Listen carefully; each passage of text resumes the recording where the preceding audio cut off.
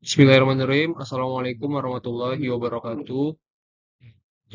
Izin memperkenalkan diri, nama saya Muhammad Nofran Saputra, 2022 11082 dari jurusan S1 Teknik Elektro. Jadi di sini saya akan meresum tugas pertama dari sistem kontrol digital optimal, yaitu mengenai tentang sistem open loop dan closed loop. Oke. Yang pertama itu kita harus mengetahui dulu prinsip dasar dari sistem kontrolnya, yang mana sistem merupakan suatu atau sekumpulan komponen fisik yang saling terhubung dan membentuk satu kesatuan, yang mana dia bertujuan untuk melakukan aksi tertentu. Nah, kontrol di sini ialah mengatur, mengarahkan, serta memerintahkan. Nah, sistem kontrol itu sendiri yaitu suatu kumpulan dari beberapa alat yang terorganisasi, yang digunakan untuk mengatur, mengendalikan, serta menciptakan outputan sesuai dengan apa yang diinginkan. Nah, sistem kontrol ini terbagi menjadi dua jenis utama, yaitu open loop dan juga closed loop. Oke. Open loop system atau sistem loop terbuka merupakan suatu sistem yang tidak memiliki umpan balik atau feedback, jadi sehingga outputannya tidak akan mempengaruhi dari inputan. Nah, sistem ini menggunakan fungsi transfer pulsa untuk menentukan respon sistem. Cocok untuk sistem yang tidak memerlukan koreksi otomatis, seperti sistem pemanas tanpa sensor suhu, dan umumnya sistem loop terbuka ini itu lebih sederhana dan lebih mudah dianalisis dibandingkan dengan sistem loop tertutup.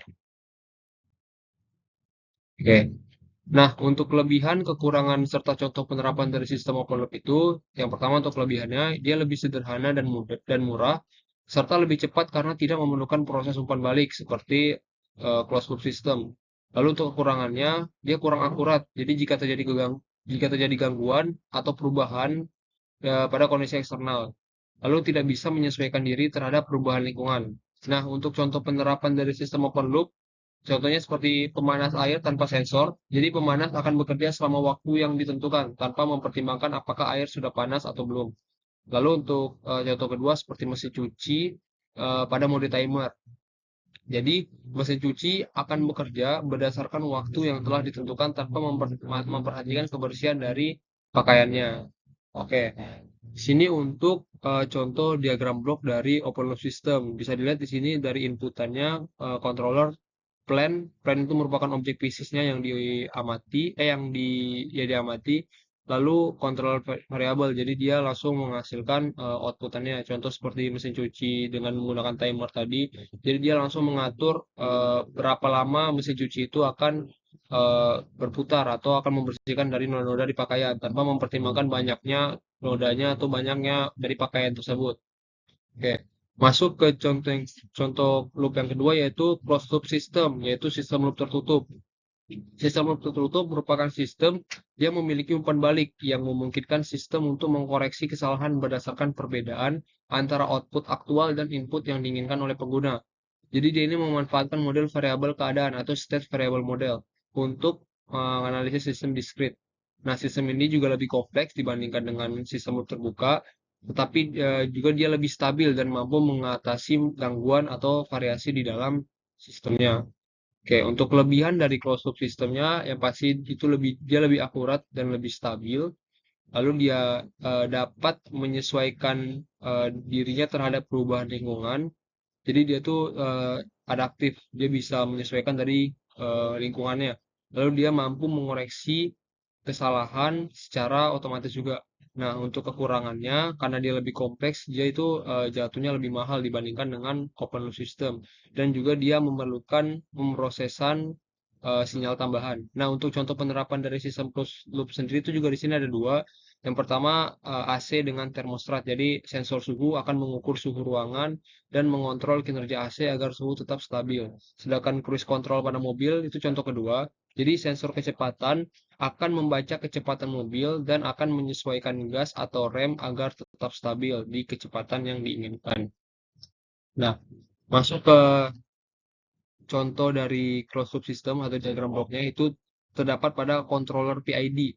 Jadi kontrol PID ini merupakan proporsional integral derivatif yang mana kontrol ini yang biasa digunakan untuk menentukan presisi suatu sistem instrumentasi dengan karakteristik adanya umpan balik pada sistem tersebut. Nah, jadi ini contoh untuk penerapan dari closed loop system atau sistem loop tertutupnya. Nah, bisa dilihat di sini untuk gambar diagram bloknya itu terdapat set point, yang mana set point ini merupakan nilai yang ingin dimasukin oleh penggunanya. Lalu terdapat controller PID, yang mana dia yang berfungsi untuk menstabilkan suatu sistemnya. Aktuator itu merupakan alat yang melakukan tindak mekanis. Lalu plan itu merupakan objek bisnis yang diatur. Nah, lalu terdapat outputan serta feedback di bawahnya. Nah, jadi untuk cara kerja dari diagram blok ini, jadi pengguna akan memasukkan nilai melalui set point dan akan melewati summing point. Namun summing point di sini tidak bekerja karena bisa dilihat dari gambar summing point membutuhkan dua masukan, masukan dari set point dan juga masukan dari feedback. Sedangkan ini sistemnya baru berjalan. Lalu eh, Lalu nilai yang dari set point yang melalui summing point itu akan masuk ke dalam controller PID, yang mana controller PID di sini baru dapat bekerja ketika terdapat sinyal yang masuk ke dalam controllernya. Lalu controller PID akan menghasilkan sinyal kontrol untuk masuk ke dalam aktuator untuk menggerakkan alatnya, yaitu aktuator. Jadi aktuator tadi merupakan alat yang melakukan tindak mekanis. Nah, aktuator nanti akan menggerakkan si objeknya, yaitu plan. Contoh seperti AC, dia akan mengatur suhu dari AC tersebut sesuai dengan yang diinginkan. Misalnya di set point kita memasukkan nilai 20 derajat Celcius. Nah, sedangkan outputnya hanya 19 derajat Celcius. Nah, dari feedbacknya, feedback akan membaca nilai tersebut, nilai outputannya, dan akan mengalir nilai tersebut ke dalam summing point. Nah, summing point berfungsi di sini untuk mengkalkulasi nilai dari feedback dibanding dengan nilai set point. Jika terdapat kesalahan, maka summing point akan mengirimkan nilai error yang akan masuk ke dalam controller PID. Sehingga nanti controller PID akan mengeluarkan sinyal kontrol lagi dan akan masuk ke dalam aktuator. Loopnya akan berulang sampai pada akhirnya output akan menghasilkan nilai yang sama dengan nilai set point. Nah, jika nilai output sudah 20 derajat Celcius sesuai dengan nilai set point yang telah dimasukkan tadi, maka feedback tetap akan membaca dan akan mengirim nilainya ke summing point. Nah, jika nilainya sudah sama dari set point dan output, maka sistem atau loop akan mempertahankan kondisi di mana dia mempertahankan kondisi yang sebenarnya atau sesuai dengan nilai yang telah diinginkan oleh penggunanya. Oke. Lanjut ke yang terakhir itu perbandingannya. Jadi ada beberapa faktor perbandingan dari open loop system dan closed loop system. Yang mana pertama itu ada umpan balik. Jadi pada open loop system sudah jelas itu nggak ada umpan baliknya, sedangkan pada closed loop system itu ada. Nah, untuk kecepatan responnya itu open loop system lebih cepat dibandingkan closed loop system karena eh, sistem loop tertutup ini lebih lama karena adanya pemrosesan feedback. Nah, tapi untuk ketahanan terhadap gangguannya, pada faktor yang ketiga, itu open loop lebih rentan terhadap perubahan eksternal. Sedangkan closed loop ini dia bisa stabil dan bisa menyesuaikan dengan kondisi atau perubahan pada lingkungannya. Nah, untuk kompleksitas itu, untuk open loop itu lebih sederhana. Jadi dia kan udah jelas dia nggak ada feedback, jadi dia lebih sederhana. Sedangkan untuk sistem loop tertutup, dia lebih kompleks karena dia terdapat ada juga feedback seperti itu. Oke, mungkin itu saja penjelasan dari saya perihal sistem open loop dan sistem closed loop. Lebih dan kurangnya saya mohon maaf. Saya tutup. Wassalamualaikum warahmatullahi wabarakatuh.